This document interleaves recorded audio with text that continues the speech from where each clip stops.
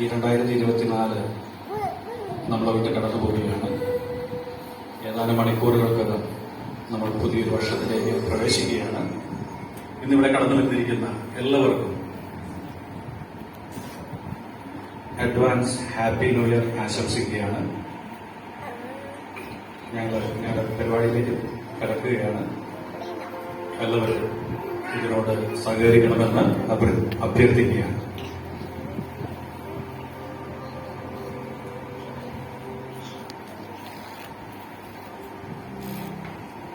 Kanakkari IPC Ebenezer നിങ്ങൾക്ക് വേണ്ടി അവതരിപ്പിക്കുന്ന തിരുവനാട് കരങ്ങൾ.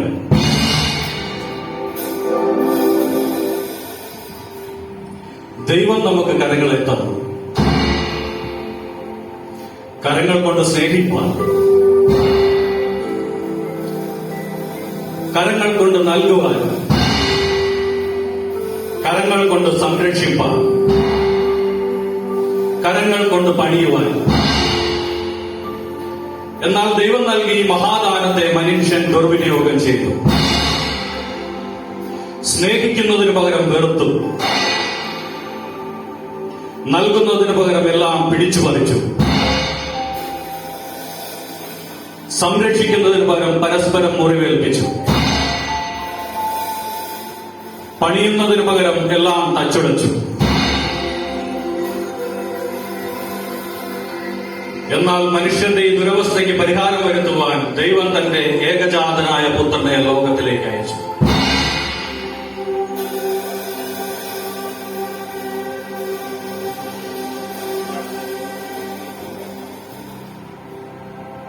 അവൻ ബേത്ലഹേമിൽ ജനിച്ചു, നസറേത്തിൽ വളർന്നു.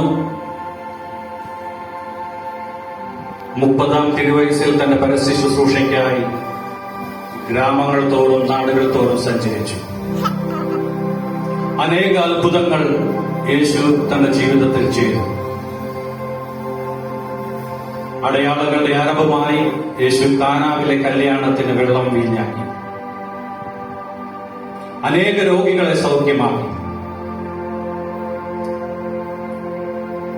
യേശു മുടന്തനെ സൗഖ്യമാക്കി.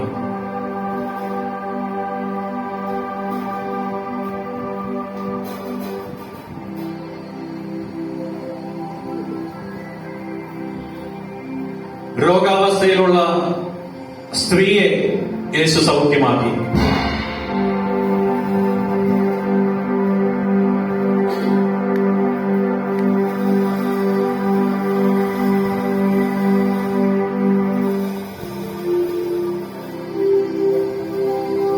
കുഷ്ഠരോഗിയെ സൗഖ്യമാക്കി.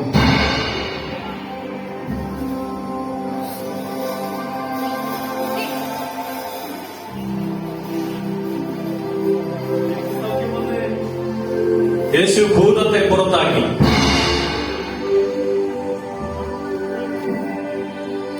ഭൂതഗ്രസ്തന് സൗഖ്യം കൊടുത്തു. അനേക അത്ഭുതങ്ങൾ, അടയാളങ്ങൾ ചെയ്തു. 33.5 തിരുവയസ്സ് വരെ താൻ ഈ ലോകത്തിൽ ജീവിച്ചു. തന്റെ പരസ്യ ശുശ്രൂഷ കാലത്ത് അനേകരോട് ദൈവത്തിന്റെ വചനം സംസാരിച്ചു. അനേകരെ ശിഷ്യരാക്കി സുവിശേഷ ഘോഷണത്തിനായി താൻ ഉപയോഗിച്ചു. ഗ്രാമങ്ങൾ തോറും പട്ടണങ്ങൾ തോറും സുവിശേഷത്താൽ നിറയുവാനായിട്ടിടയായി. അവന്റെ ശബ്ദമൊന്ന് കേൾക്കുവാൻ, അവന്റെ വസ്ത്രത്തിന്റെ തൊങ്ങലെങ്കിലും തൊടുവാൻ അനേകർ തിക്കും തിരക്കുമായി അവന്റെ ചുറ്റും എപ്പോഴും ഉണ്ടായി. എന്നാൽ ദോഷികളായ മനുഷ്യർ യേശുവിനെ പിടിച്ചുകെട്ടി. അവനെ ചാട്ടവാറുകൊണ്ട് അടിച്ചു. അവന്റെ ശരീരത്തിൽ അവന്റെ പുറം കുഴവുചാല് പോലെ കീറി. പ്രിയ സ്നേഹിത, യേശു ഈ സഹിച്ച കഷ്ടപ്പാടുകളെല്ലാം എന്റെയും നിന്റെയും ജീവിതത്തിന്റെ പാപത്തിന്റെ പരിഹാരത്തിന് വേണ്ടിയാണ്. വിവിധ കോടതികളിൽ വിവിധ ന്യായാധിപന്മാരുടെ മുമ്പാകെ അനേകം വിസ്താരങ്ങൾ രാത്രി യേശുവിന് നടന്നു. രാജാവിന്റെ അരമന മുതൽ ഗോൽഗോത്ത വരെ കുരിശുമേലിൽ യേശുവിനെ അവർ നടത്തി. അവസാനം യേശുവിനെ ഗോൽഗോഥായിൽ 3 ആണികളിന്മേൽ അവർ കുരിശിൽ തറച്ചു.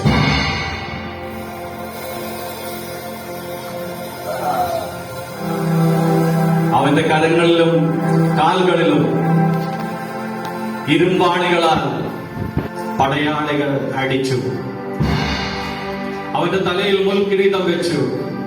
അവന്റെ രക്തം ധാരധാരയായി ഒഴുകി.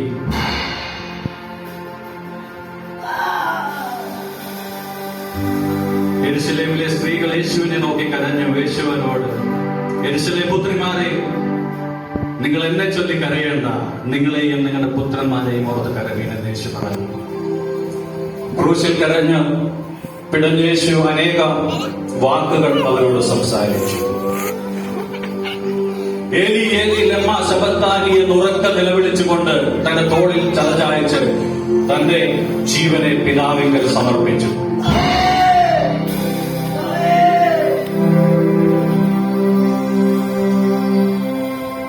അവന്റെ മരണം ഉറപ്പുവരുത്തുവാൻ പടയാളികൾ അവന്റെ വിലാപ്പുറത്ത് കുന്തം കൊണ്ട് കുത്തി.